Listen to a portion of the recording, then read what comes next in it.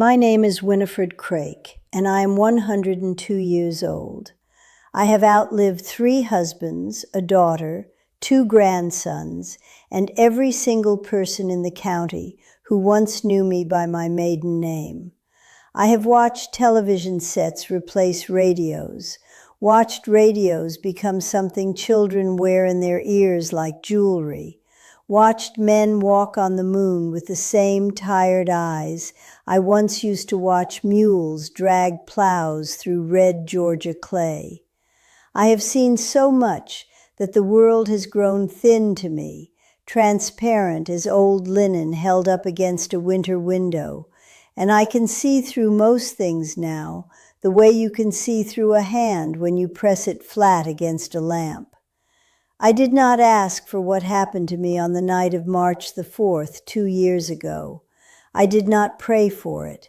If I'm being plain with you, I had stopped praying for anything in particular around the time my daughter Cornelia died of a blood clot in her lung on a Tuesday afternoon when the dogwoods were blooming and the world had no business being so beautiful.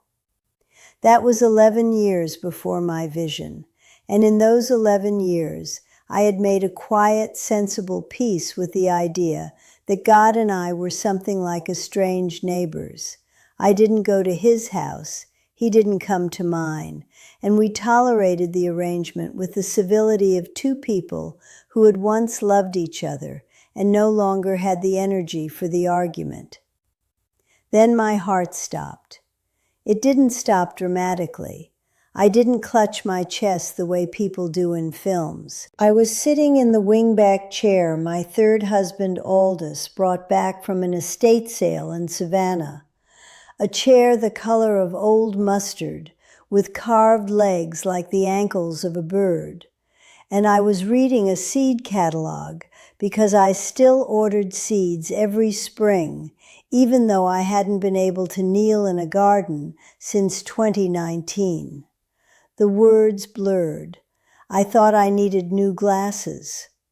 And then there was a sound like a door closing very far away, and the seed catalog fell from my hands, and Winifred Craik, 100 years old at the time, was gone from the room entirely. What came next, I have told only 3 people in my living life.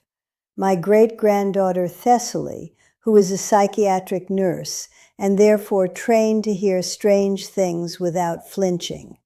My pastor Rubens Dolch, who has a silver beard and the patience of a man who has been standing still for centuries. And my neighbor Octavia Prine, who has known me since we were girls together in Screven County, and who would believe me if I told her the mailbox had started speaking French. Now I am telling you. Not because I have lost my fear of being thought foolish. I am 102, and the opinion of strangers is something I traded away long ago for a good pair of house slippers. But because of what I was told, and because of what I have watched happen since, and because I am running out of time in the ordinary sense of the word, and I would rather have said this than have carried it to the ground with me. The place I went was not what the paintings show. There were no clouds arranged like furniture. There was no golden boulevard with gates like the front of a courthouse. What there was, and I struggle here because language is a bucket and what I am trying to carry is the ocean. What there was a quality of light that was also a quality of attention. As if everything that had ever looked at you, every eye that had ever registered your existence, was looking at you now, all at once, with complete and total recognition. Not judgment, recognition. The difference between those 2 things is the difference between a spotlight and a warm kitchen in the evening when someone who loves you hears your step on the porch. I was standing, or existing in a way that felt like standing, in a place that was both very still and very full, the way a concert hall feels in the moment before the orchestra begins. And there was a figure, I will not describe the figure the way people describe figures in these stories. I will not tell you there was a robe or a beard or a light emanating from the chest like a lantern.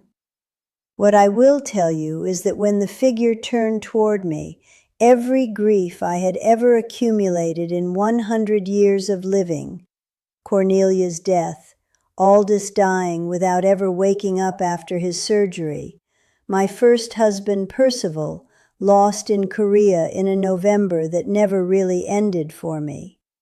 Every one of those griefs was simultaneously acknowledged and held, the way you hold a child who is crying, not to make the crying stop, but to make the child know it is not alone in the crying. That is what I felt. And I knew, in the way you know things in dreams that are more solid than knowing in waking life, that this was the person I had been not praying to for 11 years. He did not speak the way I speak to you now. It was more like, you know the way a smell can carry a memory so completely that for a moment you are entirely in the past. The way the smell of a particular soap can put you back in your grandmother's bathroom in 1938. It was like that, but instead of a memory, it was meaning. He communicated in meaning, the way the body communicates pain, not through words, but through a certainty you cannot argue yourself out of. The first thing he communicated was that I was not yet finished. There was a specific word, or the meaning of a word, that came through very clearly, and the word was witness. I was to go back, and I was to be a witness. To what I did not yet understand. The second thing was harder. It came in layers, the way sediment forms, the way you can only understand geological time by looking at the strata of rock in a canyon wall and realizing that each thin line is 1,000 years of accumulation. I was being shown something about the current moment in history, not future history. I want to be precise here because I am not a prophet and I am not claiming to be one, but about the nature of what was already happening, what had already been set in motion, what was visible to anyone who cared to look, but which most people had agreed, by common and comfortable consent, not to see directly. What I was shown involved a man. The man was known to me. He was known to the entire world. I had watched him on television for 30 years before he ever entered politics, had watched him in the way you watch a distant fire that is interesting but not yet your problem. And then he had become a political figure of such magnitude that the world arranged itself around the question of him, the way iron filings arrange themselves around a magnet, everything pulling toward or away from that central force. The meaning that came through, and again I am translating the oceanic into the bucket, so forgive the imprecision, was not about this man's wickedness exactly.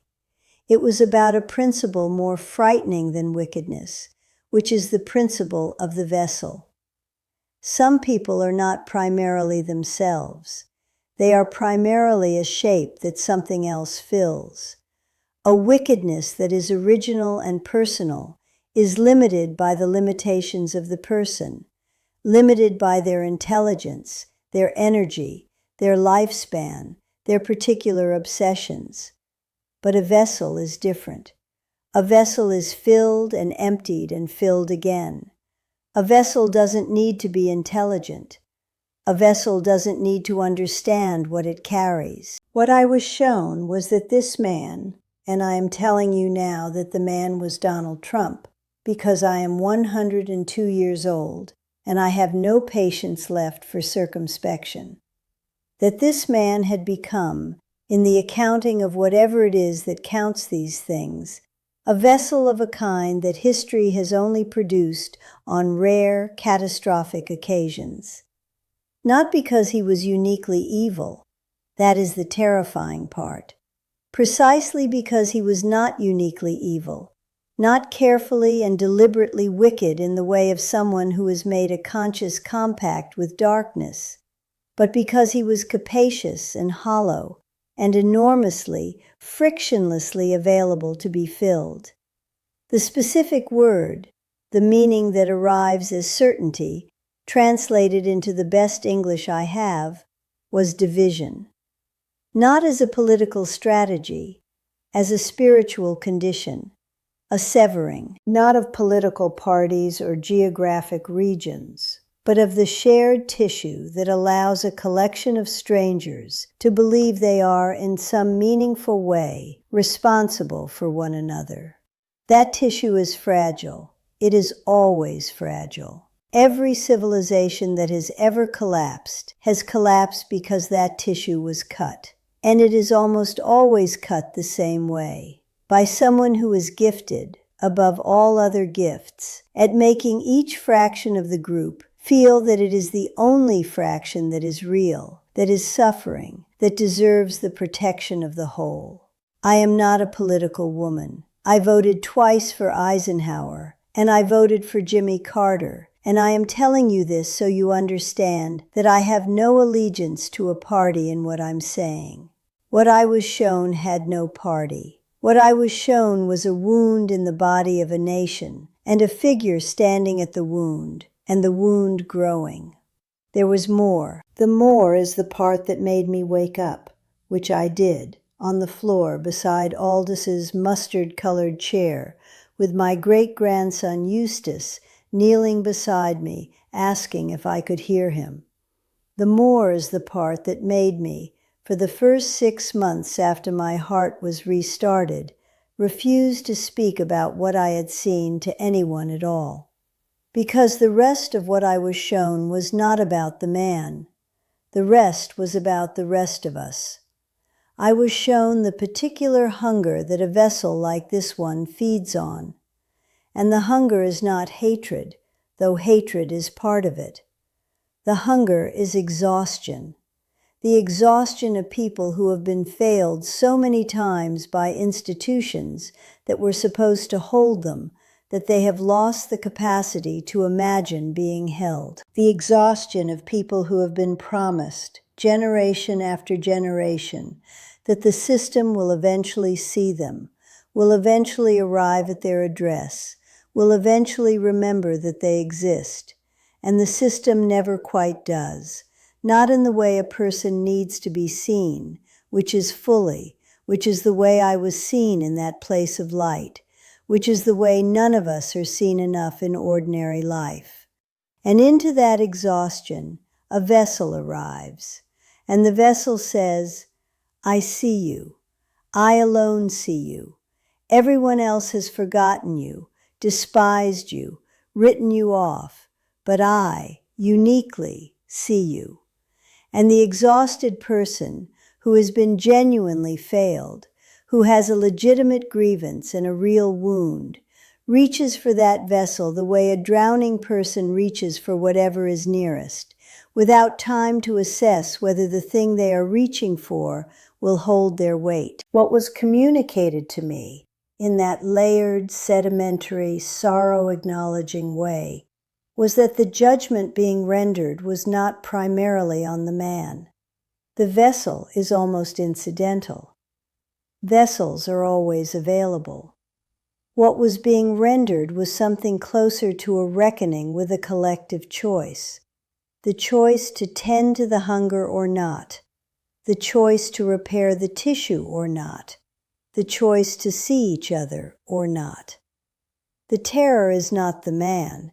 The terror, if you want to use that word, is what the man reveals about how hungry we have allowed each other to become. I came back to my body on the floor of my living room in Screven County, Georgia, with my great-grandson Eustace's hand on my face, and the light in the room looking perfectly ordinary, the gray, mild light of early March, the kind of light that makes everything look like a photograph of itself.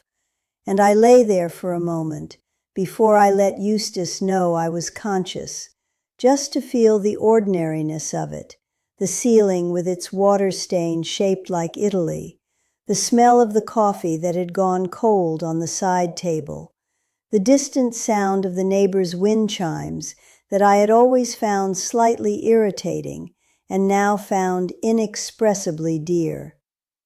I have had 2 years since then to sit with what I was shown, and I have arrived, slowly and without dramatic ceremony, at something that I can only call a rearrangement of what frightens me. What used to frighten me was death and pain and the grief of the people I would leave behind. What frightens me now is much more specific and much more immediate.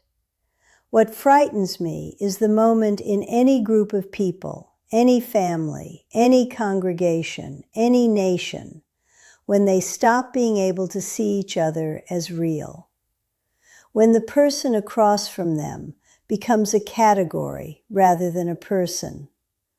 When the hunger for a simple story, the hunger to have one enemy, one cause, one vessel to carry all the blame, becomes more powerful than the hunger for the complicated, exhausting, irreplaceable truth. I watched it happen in my own family. After Cornelia died, there was a period of about 2 years when we could not be in the same room without the grief turning into blame, and the blame turning into silence, and the silence turning into a kind of permanent rearrangement of who sat where at Christmas dinner. We recovered, not entirely and not without cost, but we recovered because there was someone, my granddaughter-in-law Brixham, who was a social worker and had more patience than the rest of us combined, who kept insisting that we look at each other, who kept refusing to let the categories harden. Every family has its Brixham or it doesn't. Every nation has its Brixham or it doesn't. I think that is what I was sent back to say. I think that is what witness means, in the vocabulary of what I was shown in that place, that was not clouds and gates, but attention, pure and complete and terrible in its totality.